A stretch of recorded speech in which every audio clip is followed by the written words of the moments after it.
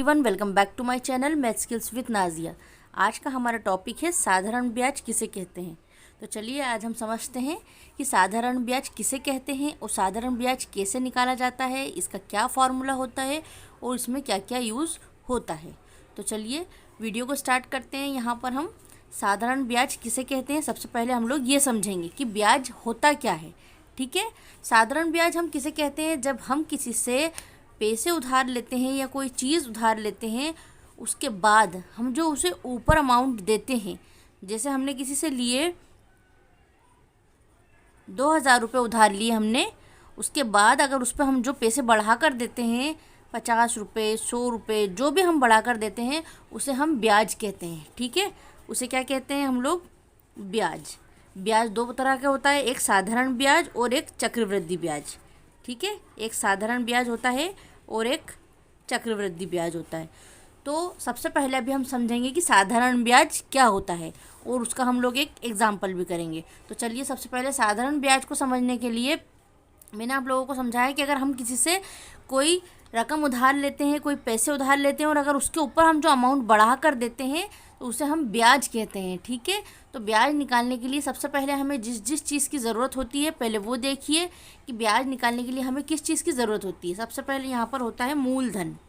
ठीक है, सबसे पहले यहाँ पर होगा मूलधन और मूलधन को हम लोग इंग्लिश में कहेंगे प्रिंसिपल।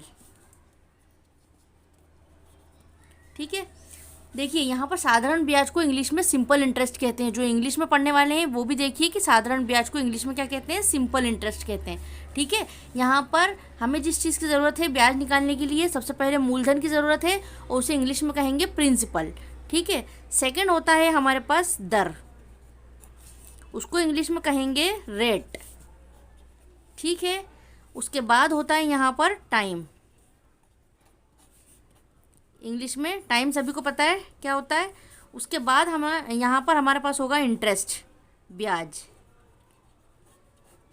ठीक है, ब्याज को इंग्लिश में कहेंगे इंटरेस्ट। उसके बाद यहाँ पर होगा हमारे पास मिश्र धन। ये क्या होगा, मिश्र धन। मिश्र धन को हम लोग इंग्लिश में कहेंगे अमाउंट।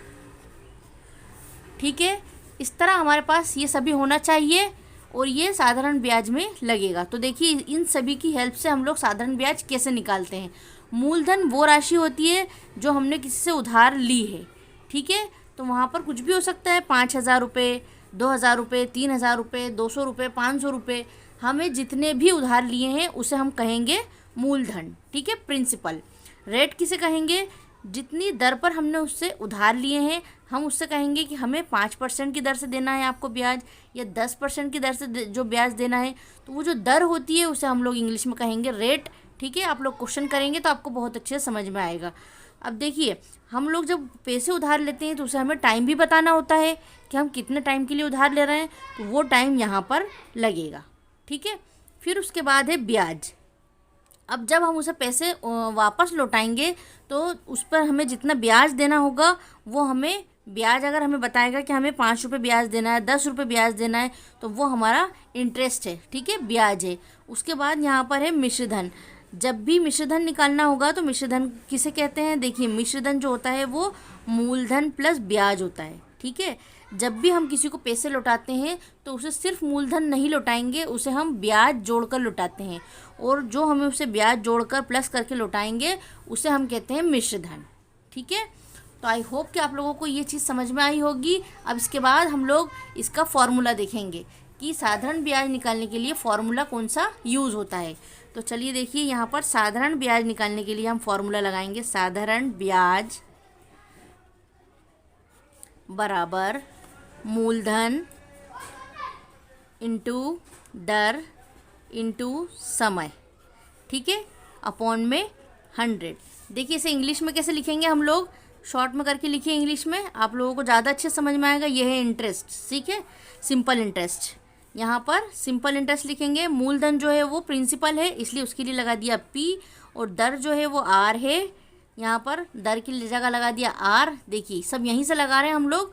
उसके बाद यहाँ पर साधारण ब्याज जो है वो सिंपल ये समय जो है यहाँ पर है उसके लिए लगाएंगे हम लोग T। ठीक है, उसके बाद अपॉन में लिखा है 100 तो यहाँ लगा दिया 100। ये हिंदी में लिख सकते हैं आप लोग, इंग्लिश में भी लिख सकते हैं, जैसा आप लोगों को इजी लगे वो आप लोग याद करिए। तो चलिए यहाँ पर ये ब्याज के फॉर्मूले को यूज़ करके हम लोग एक एग्जाम्पल देखेंगे। उस एग्जाम्पल को आप लोग अगर समझोगे तो आप लोगों को क्वेश्चन अच्छे समझ में आ जाएंगे। तो चलिए फर्स्ट एग्जाम्पल हम लोग यहाँ पर लेते हैं। हमें पहले एग्जाम्पल में यहाँ पर दिया है मूलधन, देखिए मूलधन प्रिंसिपल, वो हमें कितना दिया है 1000 रुपये। कितना दिया है 1000 रुपये, ठीक है। फिर उसके बाद हमें यहाँ पर दर जो दी है वो कितनी दी है 3%। कितनी दी है यहाँ पर दर हमें 3%। उसके बाद हमें समय भी दिया है यहाँ पर टाइम, वो कितना दिया है यहाँ पर 3 वर्ष का, ठीक है। समय कितना दिया है 3 वर्ष का। तो अब देखिए यहाँ पर हम लोग कैसे करते हैं, इसका फॉर्मूला लगाइए। अब हमें कहा गया है कि सिंपल इंटरेस्ट निकालिए, यानी ब्याज निकालिए यहाँ पर। तो ब्याज निकालने के लिए हमें फॉर्मूला लगाना होगा, वही ऊपर वाला जो अभी मैंने आपको फॉर्मूला बताया, साधारण ब्याज का, एसआई का, मतलब सिंपल इंटरेस्ट का हम लोग फॉर्मूला लगाएंगे। तो यहाँ पर फॉर्मूला लगाइए, SI = P × R × T upon में 100।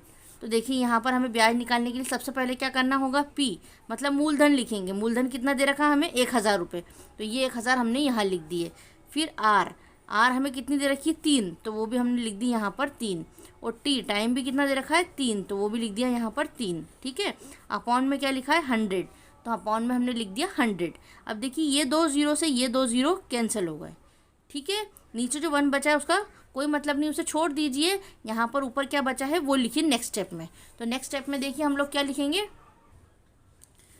नेक्स्ट स्टेप में हम लोग लिखेंगे, यहाँ पर बचा था देखिए 1000 × 3 × 3 अपॉन में 100 जो लिखा था, यहाँ से हमने 2 0 से 2 0 कैंसिल किए थे। उसके बाद अब क्या बचा हमारे पास यहाँ पर 10 × 3 × 3 और अपॉन में 1 है, उसको लिखने की ज़रूरत नहीं है, ठीक है, क्योंकि नीचे आता है तो हम उसे छोड़ सकते हैं 1 को। अब यहाँ पर 10 का गुणा 3 में कीजिए, क्या आंसर आएगा 10 × 30, और 30 का 3 में गुणा कीजिए, क्या आंसर आएगा 3 × 9, यहाँ पर आ गया 90 रुपये, ठीक है। ये क्या आया हमारा सिंपल इंटरेस्ट। देखिए जो हमें क्वेश्चन दिया हुआ था यहाँ पर, ये देखिए यहाँ पर क्वेश्चन दिया था मूलधन 1000 रुपये, दर 3%, समय 3, और यहाँ पर ये 3 साल, ठीक है, 3 वर्ष है ये समय, ठीक है। तो यहाँ पर हमें ब्याज निकालना था। अब ब्याज निकालने के लिए हमने ये फॉर्मूला लगाया और इसका आंसर हमारा ब्याज का क्या आया 90 रुपये, ठीक है। आई होप कि आप लोगों को आज की वीडियो समझ में भी आई होगी और पसंद भी आई होगी कि साधारण ब्याज हम लोग कैसे निकालते हैं। अगर आप लोग मेरे चैनल पर नए हो तो प्लीज़ चैनल को सब्सक्राइब किए बिना मत जाइएगा, और अगर आप लोगों को इसी तरह के क्वेश्चंस की और भी वीडियोस चाहिए तो प्लीज़ मुझे कमेंट बॉक्स में बताइए। मिलते हैं आपसे नेक्स्ट वीडियो में, तब तक के लिए बाय गाइज़।